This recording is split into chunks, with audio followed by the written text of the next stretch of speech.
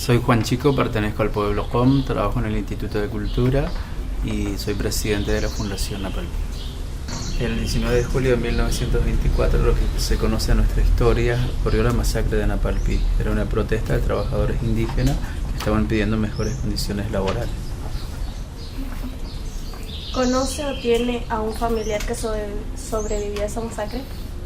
No, mira que en los últimos 20 años venimos investigando si tengo familiares y no tengo familiares, pero reivindicamos la lucha que ellos encararon por el hecho de que en esa época no solo ocurrió en Napalpí, hubo casi una década, desde 1918 hasta 1930, una serie de represión a la clase trabajadora.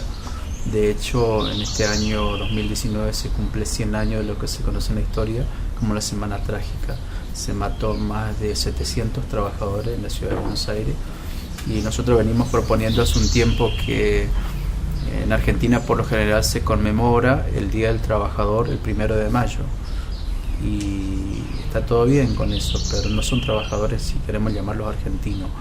En Argentina, en 1919, hoy 2019, se cumple 100 años, se cumplió en enero de este año, 100 años de esa masacre que se mató a más de 700 trabajadores. La idea es que en los próximos años podamos conmemorar el Día del Trabajador en Argentina en alusión a trabajadores, en este caso argentinos. ¿Lograste conocer a Melitón Enrique? Sí, de hecho en internet hay un corto audiovisual que se llama La Alegría de Vivir, eso lo hicimos nosotros, trabajamos mucho tiempo con ellos, hasta el día de hoy estamos trabajando con sus hijos mayores. ¿Por qué se mató a tanta gente? En realidad, en esa época, la matanza de 1924, el pueblo se funda en 1911 y se funda con el nombre de Reducción Napalpí, actualmente se conoce como Colonia Aborigen Chaco. Y previo a eso hubo un proceso en la Argentina que se llamó proceso de genocidio contra los pueblos indígenas, donde el Estado quería exterminar a todos los indígenas. Ellos pensaban un Chaco y una Argentina sin la presencia de los pueblos indígenas. Entonces decían que los indígenas éramos seres inferiores, que los indígenas no hemos evolucionado lo suficientemente, entonces no llegamos a la capacidad de ser humano. En 1923, a fines del 23, en la reducción había muchos problemas económicos y uno de los problemas era que los mayores trabajaban de sol a sol en la cosecha de algodón y en el corte de madera. Y no se pagaba con dinero en efectivo, se pagaba con vales, un papel como el que tienes en tu mano. Y cuando uno se iba a la proveeduría de la reducción, se encontraba que no había la carne, no había el pan, no había la harina, y uno podía ir a comprar a otro lugar con ese dinero, porque no tenía un valor de dinero, era un papel. Contra ese sistema se empezaron a protestar, y lo que hace el Estado en ese momento era, como les conté recién, protestar y ser indígena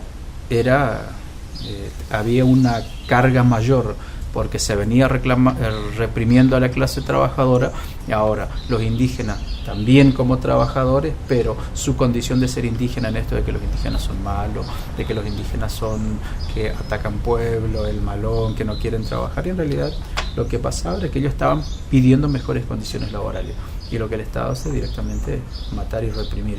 Por eso no se justifica que era porque ellos no querían trabajar, porque qué culpa, si era así realmente, qué culpa tenían los niños y los ancianos.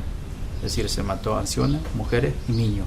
Entonces el crimen en realidad, la matanza, tiene que ver con el odio racial, el odio hacia el otro, que no se acepta al otro diferente a uno. ¿Por qué se tardó tanto en descubrir esa masacre? ¿Por qué se ocultó? Yo nací y me crié en Napalpí. Yo recuerdo, terminé el primario en el año 1989 y el primer año lo hice incluso ahí en la comunidad, y en la escuela nos enseñaba sobre la masacre, y cuando uno quería hablar, primero te decían, no, pero ahí se mató mucho indio, de forma despectiva. Entonces eso hacía que, si en la escuela no se hablaba, por lo general nosotros sabíamos de la masacre porque lo aprendimos en la casa, con los abuelos, con los tíos, Y entonces cuando yo recuerdo hace 20 años, justamente el 19 de julio de este año, cumplimos 20 años del primer acto donde conmemoramos la masacre de Napalpí, y lo hicimos por fuera de la escuela porque la escuela no aceptaba eso, porque decían hay una sola historia, esa historia oficial está escrita en los libros, entonces la historia o la memoria oral que nosotros aprendimos de nuestros mayores no estaba aceptado como sí se empieza a aceptar hoy. Entonces eso era uno de los temas que no se hablaba de la masacre de Napalpí. ¿Qué le impulsó a escribir sus libros? Uno de los temas que, como conté recién, terminé el primario en el 89 ahí en Napalpí, y nos dimos cuenta que no, en las historias a mí siempre me gustó la historia, y no había libro que hable de nosotros. Ese era uno de los principales problemas, es decir, todos los libros hablaban sobre nosotros, algunos muy bien intencionados, pero siempre errándole en datos, o siempre que nosotros éramos los malos. Entonces eso como que uno reacciona, y cómo reacciona frente a eso escribiendo, es decir, usar la misma herramienta, en este caso del libro, que usan contra nosotros, tomar esa herramienta. Por eso hasta el día de hoy llevamos 7 libros escritos, algunos que les estuve mostrando recién y otros que no están en la biblioteca.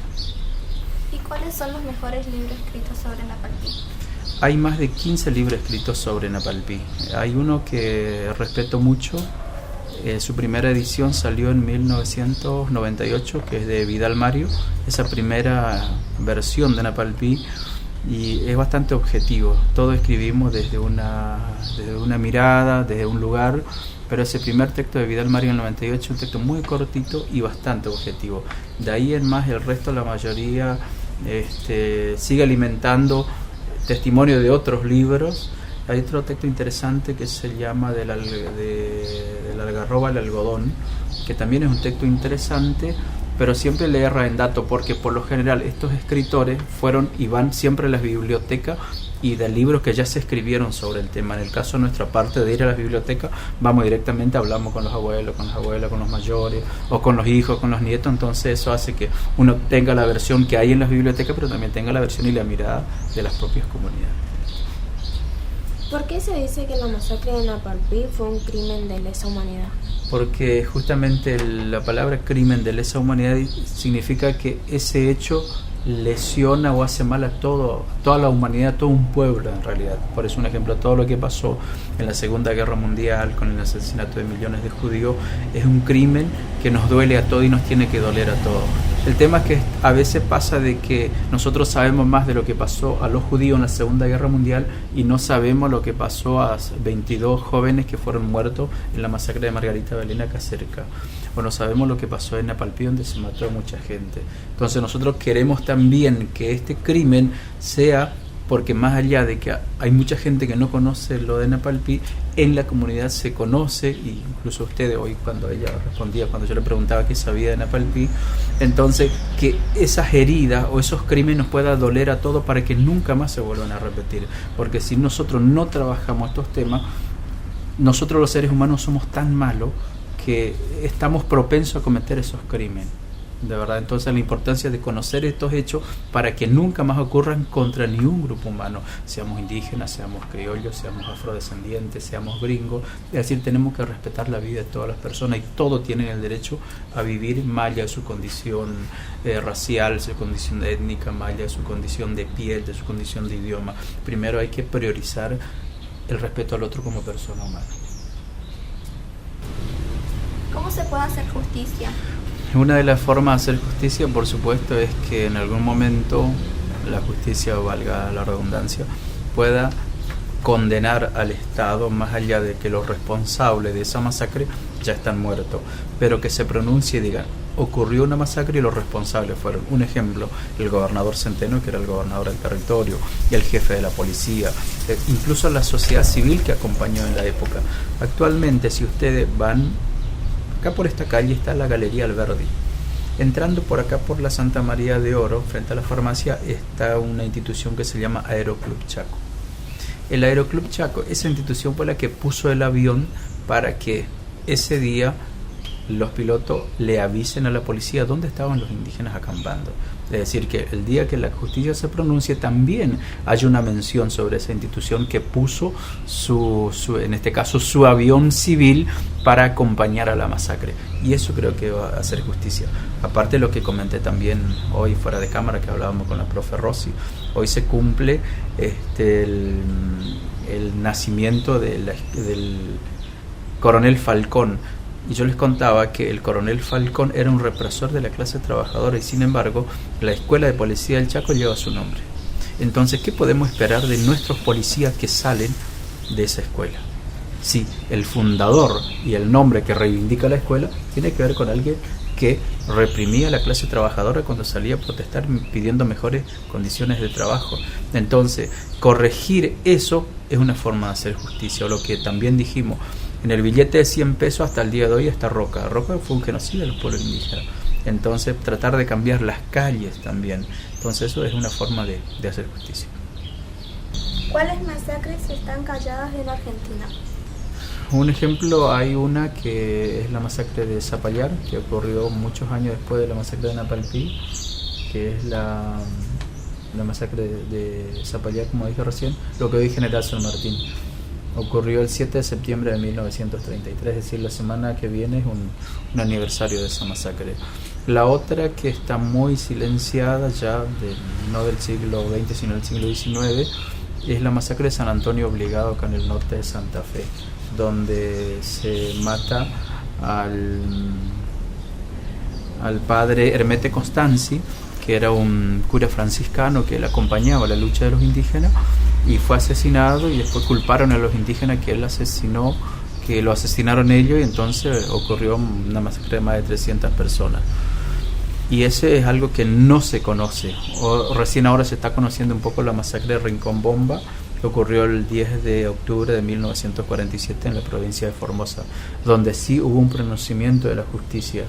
Es decir, la justicia dijo que lo que ocurrió en la masacre de Rincón Bomba, que es en la ciudad de Las Lomitas en Formosa, realmente fue perpetrado por Gendarmería Nacional y que el Estado tiene que pagar ese daño ocasionado en este caso al pueblo pilarar.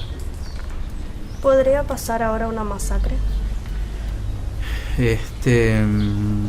Yo dije recién que la importancia de trabajar estas masacres o estos hechos tristes que marcaron a la historia de los grupos humanos y de los pueblos, que si no trabajamos, si no somos conscientes de esas masacres del pasado, nosotros los seres humanos somos muy malos. Es decir, como que el bien y el mal está dentro de nosotros los seres humanos, y si a veces no trabajamos esos hechos que ocurrieron ayer, estamos propensos a eso. Entonces la idea es conocer las masacres que ocurrieron en los años pasados para que nunca más vuelvan a ocurrir masacres. Un ejemplo, nosotros tenemos en Chaco la masacre de Margarita Belén, 13 de diciembre de 1976. Si nuestros padres, si nuestros abuelos hubieran sido conscientes de la masacre de Napalpí del 24, la masacre de San Antonio Obligado en 1898, la masacre de Zapallar del 33, la masacre de Rincón Bomba en el 47, quizás no hubiera ocurrido la masacre de Margarita Belén en 1976. Entonces, trabajar estos hechos para que nunca más ocurra una masacre contra ningún grupo humano. Podamos tener diferencias, sí, va a haber diferencias, pero eso a nadie les tiene que dar la autoridad para poder quitarle la vida a otro, piense como piense, sea diferente a uno. ¿Cómo armaste la Fundación Napalpí? La Fundación Napalpí se constituyó con persona jurídica en el 2015, pero del 2008 veníamos trabajando como asociación comunitaria Napalpí, y el objetivo nuestro, lo que le conté al principio, era producir textos. Estamos muy preocupados, primero por la historia de Chaco. Nosotros a veces en historia sabemos más de la historia de los de afuera, de Grecia, de Roma, de los minoicos, pero no sabemos la historia nuestra en el Chaco. Yo siempre cuento, en el Chaco tenemos los meteoritos del Chaco, que son únicos en Sudamérica, es único, un lugar único que tenemos nosotros en el Chaco, y no está, ni siquiera se enseña en nuestras escuelas, no se enseña ni en geografía ni en astronomía. Podemos usar física, podemos usar geografía hablando de los meteoritos, y sin embargo no está en la currícula. Entonces decimos siempre, nosotros no tenemos nada los chaqueños que mostrar, tenemos los meteoritos del Chaco únicos en Sudamérica. Entonces la importancia que tiene justamente de los textos tiene que ver con eso. De hecho hay un documental incluso en internet que se llama La Nación Oculta, que lo hicimos en el 2010, tratando de mostrar qué son los meteoritos del Chaco según la mirada y la visión, en este caso, del pueblo mocote. Gracias.